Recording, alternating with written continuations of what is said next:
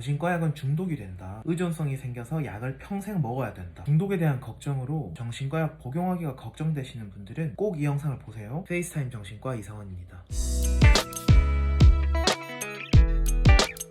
정신과 약은 중독이 될까봐, 정신과 약에 나도 모르게 의존하게 될까봐 약을 먹는 게 걱정돼요. 진료실에서 정말 많이 듣게 되는 고민입니다. 분명히 말씀드립니다. 정신과 약이라고 모두 의존성이 생기는 게 아닙니다. 진단에 따라 사용되는 메인 약제가 있습니다. 우울증, 불안장애에 사용되는 항우울제, 조현병에 사용되는 항정신병 약제, 조울증에 사용되는 기분조절제가 각 질환에 대해 가장 중요한 약이라고 할 수 있습니다. 이 약들은 의존성이 없습니다. 소화불량, 두통, 체중 변화 등의 부작용이 걱정된다면 이 약들의 복용을 고민해 볼 수는 있습니다. 하지만 의존성, 중독될까 걱정하시는 분들은 항우울제, 항정신병 약제, 기분조절제 등을 먹지 않겠다는 고민을 한다? 번지수를 잘못 찾은 고민이니까 이 약제에 대해서는 의존성 걱정을 안 해도 됩니다. 의존성이 생기는 특정 약 종류가 있습니다. 불안할 때 그때그때마다 불안을 감소시키기 위해서 사용되는 항불안제, ADHD 약인 중추신경 흥분제, 심한 불면에 사용되는 졸피뎀 수면제 등이 대표적으로 의존성을 주의해야 하는 약입니다. 하지만 의존성이 생길 수 있는 약이라도 약의 의존성이 생기려면 약이 고용량이고 약 복용 기간이 상당 기간 길어야 합니다. 약을 처음 복용하시는 분들에게는 부작용 방지를 위해서 약의 용량을 적게 처방을 하고 먹은 기간도 얼마 되지 않으니까 처음부터 의존성을 걱정하는 것은 시기상조입니다. 처음 약을 복용하는 분들이 지레 겁을 먹고서 약을 한 달 정도 복용했다고 중독되어서 다시는 약을 끊지 못하게 될까 걱정하시는데 그런 마법 같은 일은 일어나지 않습니다. 그리고 이미 의존성에 대해서 그만큼이나 걱정하시는 분들은 약을 복용하는 내내 의존성에 대해서 걱정하고 언제든지 약을 끊을 수 있는 의지가 있으신 분들이기에 오히려 그런 분들에게는 의존성을 심각하게 걱정하지는 않는 것 같습니다. 약을 중도에 끊어서 약 효과를 제대로 보지도 못하고 약을 먹으나 마나한 상황이 되어버리면 계속 지속되는 증상 때문에 환자분들이 힘들어할까 그게 제일 걱정입니다.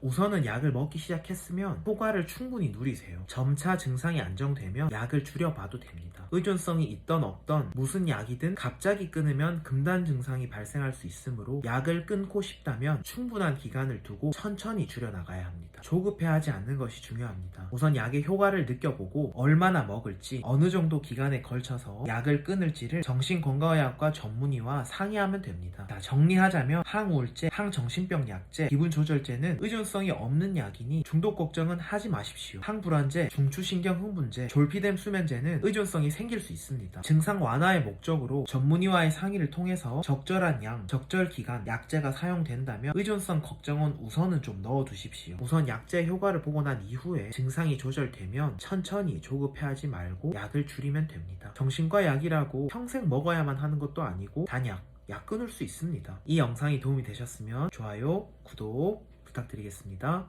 감사합니다.